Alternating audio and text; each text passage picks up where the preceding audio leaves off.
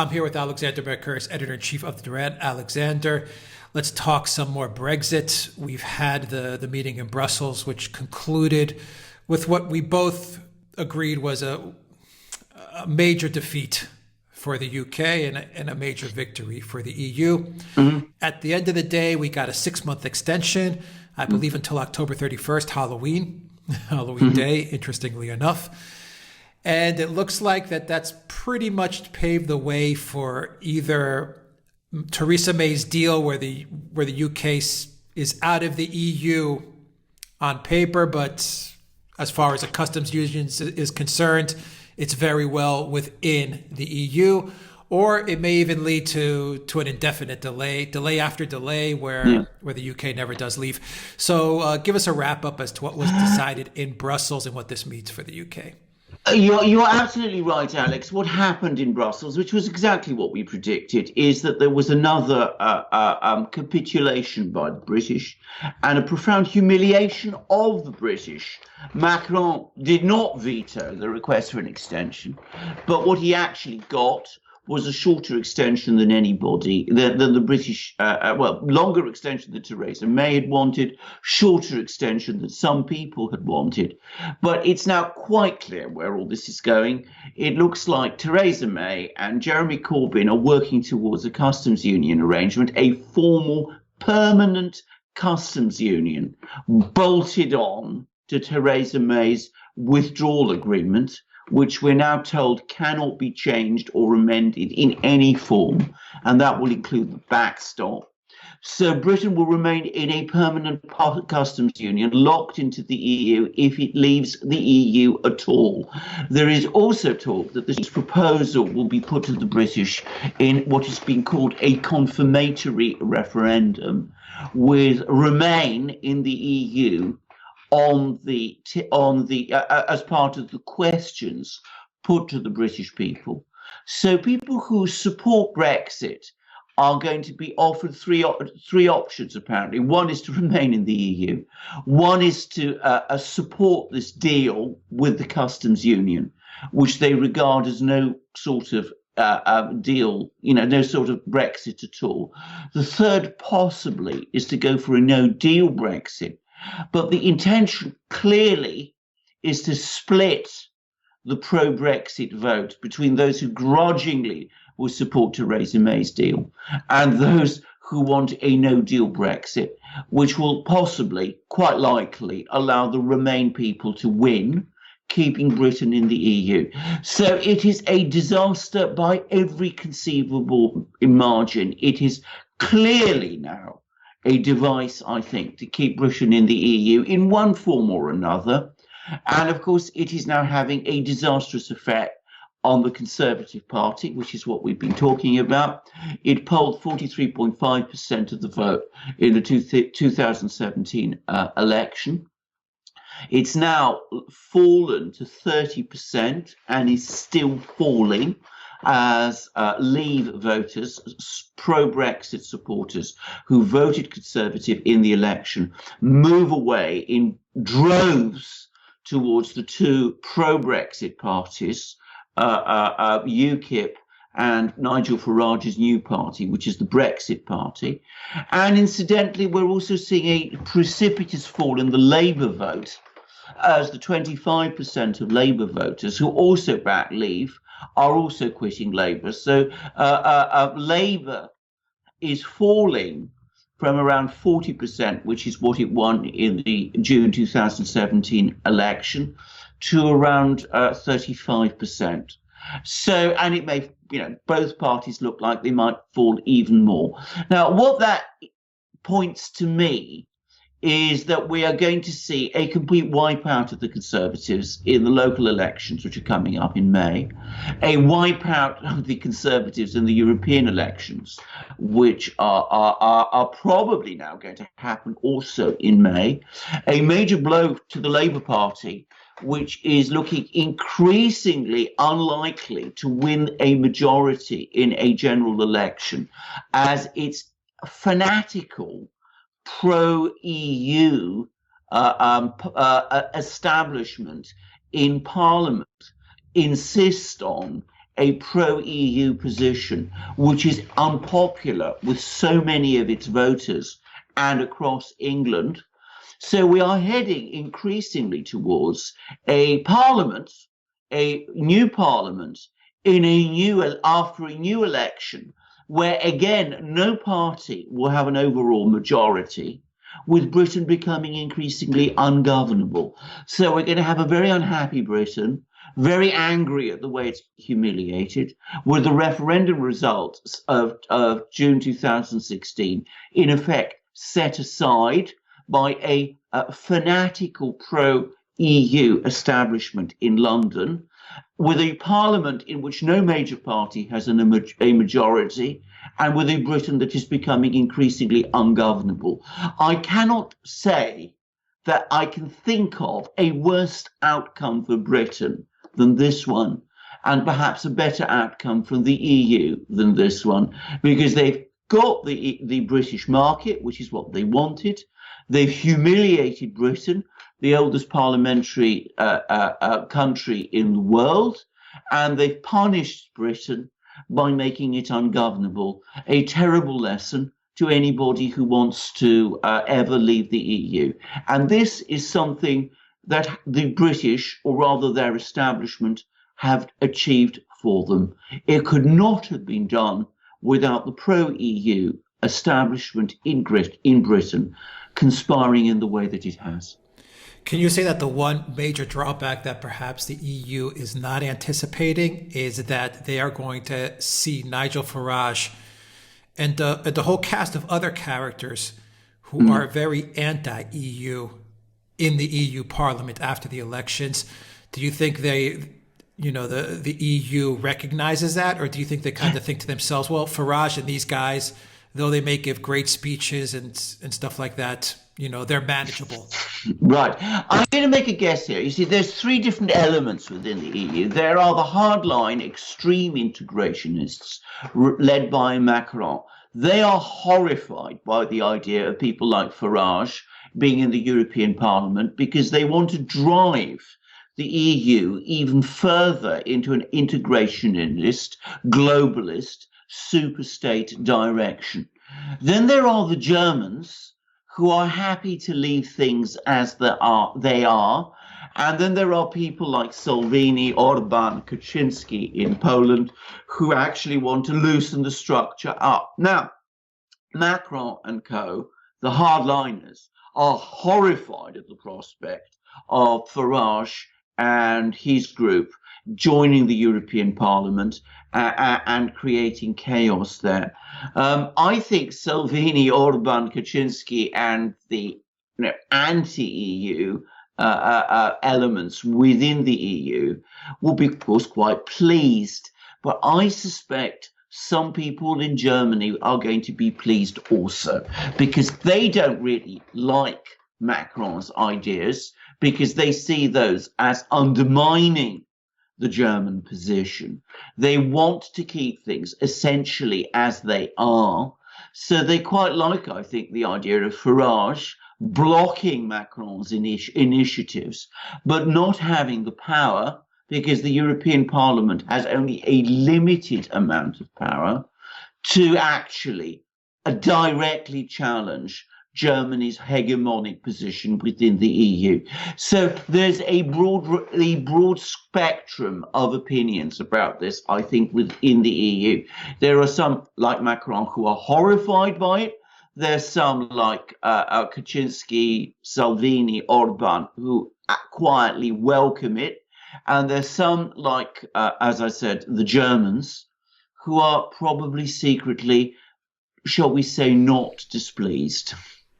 Yeah, I mean, the way I'm thinking about it is that maybe, because you did mention that the Parliament does not have that much power, the EU Parliament, but, the globalists, the elitists, the bureaucrats and technocrats above the Parliament, these Junkers and these Tusks and these guys, and Merkel, of course. Yeah. I mean, they've got the real power. So exactly, maybe they're just looking at this as from the standpoint of, it took Farage, 15, 20 some odd years to get, the UK to the point where they actually thought they're going to leave the EU. joke's on them. You're not leaving. Yeah. Now you're in a much weaker position. So let them sit in the parliament. Let all this theater play out, because it's all it is theater. And at the end of the day, the real decisions, we're going to make them. And the people can kind of believe, the people in the UK can believe that the Farages and these guys are making a difference. But as we saw it play out with Brexit, they're essentially powerless. The real power lies with us. Exactly. The European Parliament is not entirely without power.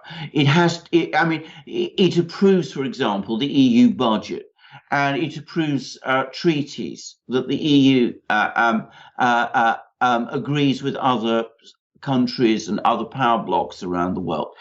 But ultimately, decision-making in the EU lies with three institutions: the European Council, which is where the heads of state meet; the Council of Ministers, which is the one that makes most EU law, the regulations and directives which form the great body of law, which is administered by the European Court of Justice and which is known as the acquis.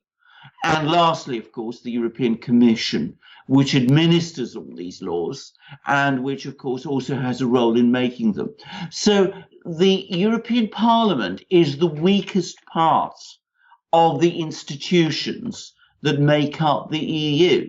And it was designed that way. The EU has never been very friendly to democratic accountability. It has, made token gestures in that direction. But as we've just seen with Brexit, as we saw with the referendum in Greece, as we've seen with previous referendums in France, Denmark, and Ireland, ultimately, when it comes to letting people have their say, they don't like it and they don't let them. And they've got all kinds of ways of getting around it. And the locomotive just goes trundling on. What I would, however, say, and this is for the longer term, is that yes, we are going to have, I have no doubt of this, greater political instability in Britain, greater political polarization in Britain, great anger in Britain. But eventually that is going to crystallize into a much stronger anti-establishment, anti-EU movement in Britain and especially in England. You can't simply, in a country like England, set aside a referendum decision in the way that is in the process of being done and not face serious consequences going forward. And it is important to remember that both the Conservative and the Labour parties are, in effect, important components of the British constitutional system. Britain is a party democracy. It's always relied on the political parties to help it govern through its parliament. If those parties fall into crisis, as they are increasingly doing, especially the Conservative Party, and Britain becomes ungovernable, sooner or later, nature abhors a vacuum, including political nature, and that vacuum will be filled by forces which I predict the EU isn't going to like at all. I was just about to say the same exact thing.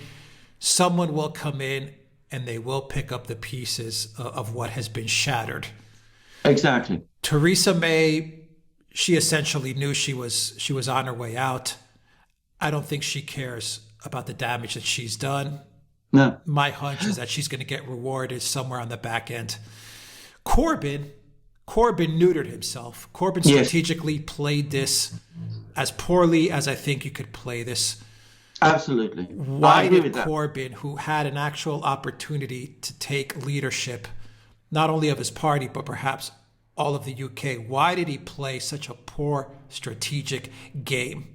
I think I'm going to say straightforwardly, he is a weak leader. He comes across to me as a person with lots of good instincts. He's clearly someone who I think deep down understands that Brexit is what people voted for and that Labour needs the votes are working class pro-Brexit voters in the Midlands, in the English Midlands and in the north of England, in order to form a majority in Westminster.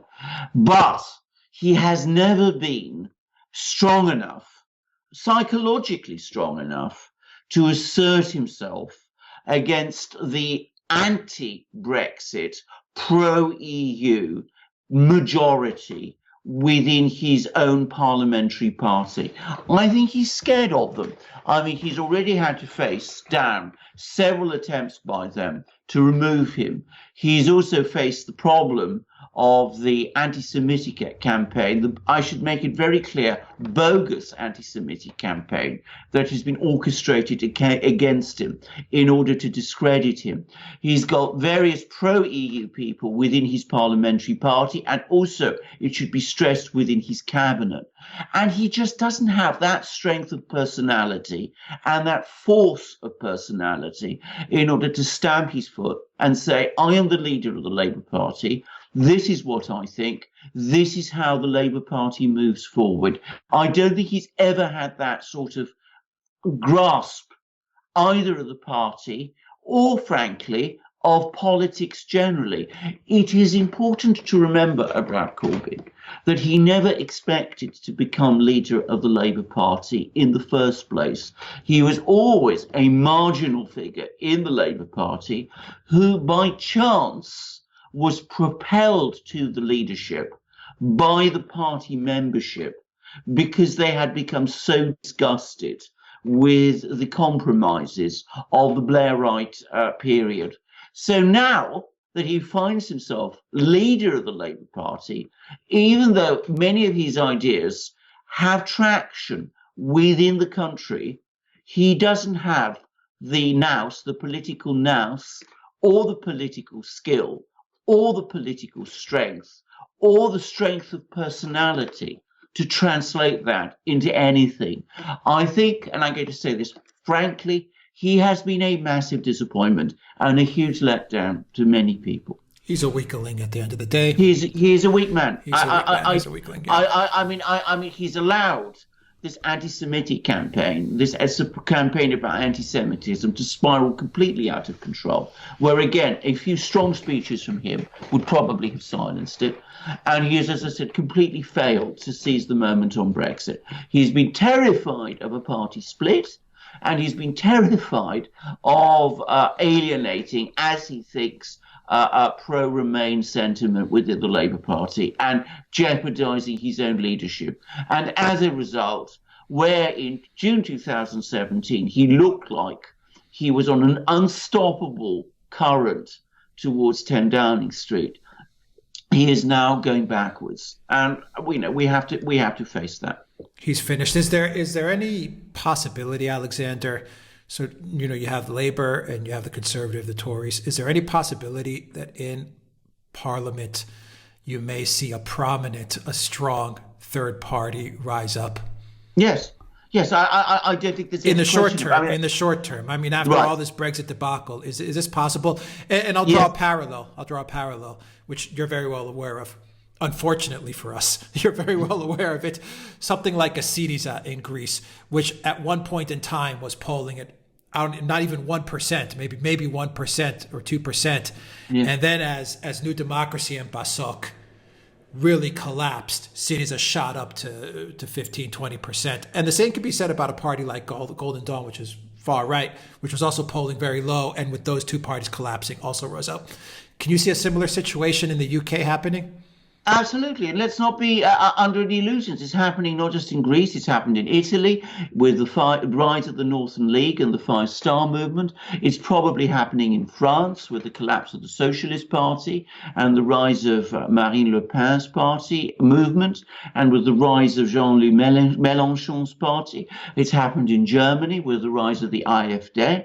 And of course, it is entirely possible that it will happen in Britain, because you've got to look at British politics as they are. 2/3 of constituencies in England, I think it's more like 3/4 actually, which return MPs to the British House of Commons voted leave. There is no evidence that has shifted. On the contrary, the events of the last few months appear to have hardened that position. And candidates of both the Conservative and Labour parties who are going out now and canvassing ahead of the elections are saying that they're encountering incredible hostility on the doorstep from their traditional voters. So there is every potential, it seems to me, for a strong alternative third party to emerge. I'm going to say this also, that third party, I predict, will be a right-wing party. There is no clear left-wing alternative which would take a pro-Brexit position. There is in France with Jean-Luc Mélenchon, which is a potential pro-Frexit party, if it ever comes to that, and which is polling well in France. But there is nothing at all like that in Britain, anywhere on the horizon. So it will be a major, it is going to be a right-wing force. The only question is it going to be a more, shall we say, measured right-wing force led by Nigel Farage and his Brexit party, or will it be a much more hardline right-wing right-wing force like UKIP? UKIP, which of course includes people like Tommy Robinson amongst its membership now. So at the moment, those two parties are slugging it out. Both of them are rising in the opinion polls very fast. Both of them are polling almost level with each other. So at the moment, there is a race between them to see which of those two it will be. But to be very clear, by British standards, both are right-wing parties. Farage's may be less right-wing than UKIP, but it's still a right-wing party. Do you know where they're? Do you have any indication as to where they're polling right now, both those parties? And can you also make the assumption that that's probably a bad thing, that they're both to the right because maybe they cancel each other out if they can't form a coalition? If they were to say, if they had the possibility to actually form a government, and they would need to have a coalition between them, can those two parties find common ground, or will they cancel each other out? The problem is, the danger is, at the moment, they might cancel each other out. I don't think it's going to be so much of a problem in the EU elections. They're each polling around 9%, which for the Brexit party, Nigel Farage's party, is remarkable, given that it didn't exist even a few weeks ago. But if you think about it, that's a combined vote of 18%. Out of a situation where a few months ago, when there was only UKIP was polling around 5%. So it's more than those two parties together, the very hardline pro-Brexit vote that they represent has more than trebled in just a few weeks. That is quite astonishing, and it's still rising. Now, in the European elections, which are going to be fought under proportional representation, I think that they will essentially support each other in that, people who are more right-wing will support UKIP, people who are less right-wing will support the Brexit party.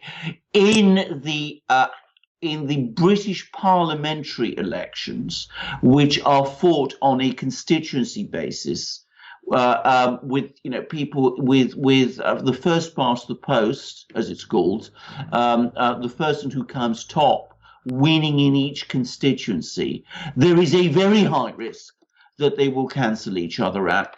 But I do predict over time that vote will eventually converge around one party or the other.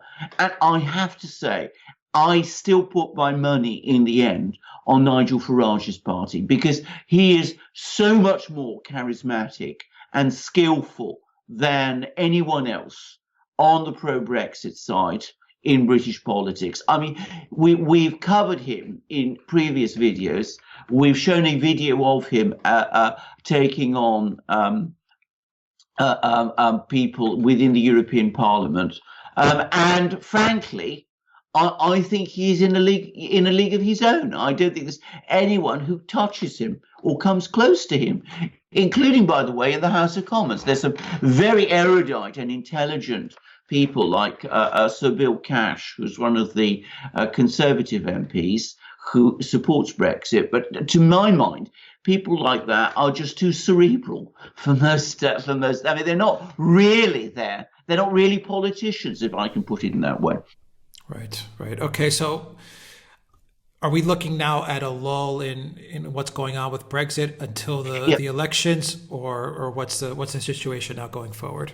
Yes, I mean, in classic fashion, Theresa May, the very first thing she did when she got back was she sent Parliament on holiday. I think she did that, by the way, partly, and nobody's saying this, but partly, I am sure, with the purpose of preventing a coup against her within the Conservative Party. There are still people now who are desperately trying to remove her, and there's even apparently attempts to get legal advice about whether the Conservative Party, can get round its own rule that it can't remove its leader within 12 months of the leader winning a vote of confidence from its MPs. So there are moves to remove her, though they've left it, in my opinion, far too late now. But as I said, we have this holiday, this parliamentary holiday. Everything has died down a little. So, as I said, it's not quite dominating the headlines in the way that it was. They will then all come back in a couple of weeks' time, probably after these shattering local elections and European Parliament results. And then I predict, as I said, that the crisis will begin all over again. This time we will see whether there are any moves to get rid of May. I mean, she's clinging on like grim death. And as I said, there's still no clear indication of who the successor leader would be. And I predict that what will probably happen is that, as I said, if Corbyn and Theresa May don't agree, we will have these so-called indicative votes where the Labour Party will whip for a customs union, will mobilise for a customs union, and that is what will happen, and it will be tacked on to the withdrawal agreement, and Theresa May will back it. So, as I said, we're going to see a very critical period in the summer, but at the moment things have calmed down. But it's a calm before the storm. Yeah, but it'll be a critical summer, but not in terms of a no deal Brexit. I mean, it seems like that's kind of vanished at this point, correct? I agree, because quite apart from the fact that there are MPs in the House of Commons who now have said that they oppose it, that the majority of the House of Commons opposes it, that wouldn't have mattered if Theresa May had also not made it clear that she is completely opposed to it also. Now, this is in some ways the greatest betrayal of all, because she was going around saying, and I can't even begin to say how many times she said it, and it was part of the Conservative manifesto upon which they stood during the general election in June 2017. She repeatedly said, no deal is better than a bad deal. But she has now categorically ruled out a no deal under any circumstances. Now, is she taken a different line? Is she said, that my deal has been rejected and I'm going to go ahead with no deal, which, by the way, at one point I thought she would. I mean, I was misled by her, like many people were. But, given that she's ruled that possibility out, I don't see how no deal is now possible. Even if we were to get a new Conservative leader, a pro-Brexit Conservative leader, committed to no deal, like Boris Johnson, I think what's now become absolutely clear is that he would not be able to command a majority of the House of Commons. And if he were to become Prime Minister, committed to no deal, he would not survive as Prime Minister for more than a few days. Theresa May was in a different position, but there has to be the reality now. So I think no deal is now conclusively off the table. This is the same thing that happened in Greece. Tsipras was promising a lot of bullshit. He went up to Brussels and he came back with completely the opposite as to what the people wanted. And from that point on, everything just took its course in favor of the EU, obviously. Exactly. So I think this is the same. Theresa went to Brussels. Oh. She gave everything to the EU, and I think everything will take its course. Exactly. That is exactly what happened. I mean, she has proved absolutely unmoving when pressed by her own MPs and cabinet ministers, who have pointed out to her the disaster that her policy is doing to the Conservative Party. But instead, when she goes to Brussels, what we see her is cracking jokes with Angela Merkel. I mean, they were exchanging pictures of themselves, and the fact that they were wearing the same. I was going to ask you that right now. What are your thoughts? What are your thoughts about her choice of attire? Yeah, I mean, the EU deep blue, the same exact thing as Angela Merkel. Exactly. What kind of message? Well, what is she effing stupid? I mean, really, what kind of dumb message was she sending? Well, I first of all, I don't think she's entirely stupid, if I may say so. We must remember that there might also be some degree of intention there. I mean, she might have been in effect signalling where her ultimate loyalty is. 100% intention. 100%, that's what I saw. Exactly. I mean, exactly. So I mean, so I think that though I predict that going into the European Parliament elections and into the local elections, both Brexit and UKIP will be showing those pictures in every poster. I mean, there'll be emphasis because they'll be going for the Conservative vote in a big way. I think that what has become absolutely clear is that Theresa May, by doing that, was pushing up two fingers to her own party. I can't see any other way to explain it. And I'm tired reading now about how Theresa May is loyal to the Conservative Party, supposedly the party she loves. I mean, if she really loved her party and was loyal to it, she would not have acted in the way that she is doing, because she is destroying it. And it's taking a very long time for some Conservatives to understand that. In the video that we did with the Brussels meeting last week, our viewers just picked that one apart so brilliantly. They said, my God, she's sitting there, she's laughing with Merkel. We put a lot of the images on there as well. She's laughing with Merkel. They're wearing the same exact outfit. They're both, signaling with their outfit that they're pretty much loyal to the European Union in that blue color. I mean, it didn't get past anybody. Everybody saw it for what it was. Of course, absolutely. I'm sure it didn't. And I come back to what I said. I think that was pure. That was entirely intended. I don't have any doubt about this. I suspect that at a sort of visceral level, Theresa May is hugely angry with her party because they wouldn't accept her wretched withdrawal agreement. I mean, she's acted continuously in a way that basically rubs it into her party that, that they're to blame for the fact that Brexit isn't happening because they're not accepting her utterly awful withdrawal agreement, which she seems to have invested so much in. But, I mean, as a piece of messaging, it could not have been clearer. And of course, our viewers spotted it. Of course, many people have spotted it. The people who seem to be blind to it, by the way, are the British political class. If you look at the British media, almost nobody's saying it there. We're saying it. Our viewers are saying it. People across Britain are saying it. I predict, as I said, that Nigel Farage and the Brexit Party will say it. I predict that Tommy Robinson, UKIP, and all the other people in UKIP will also say it.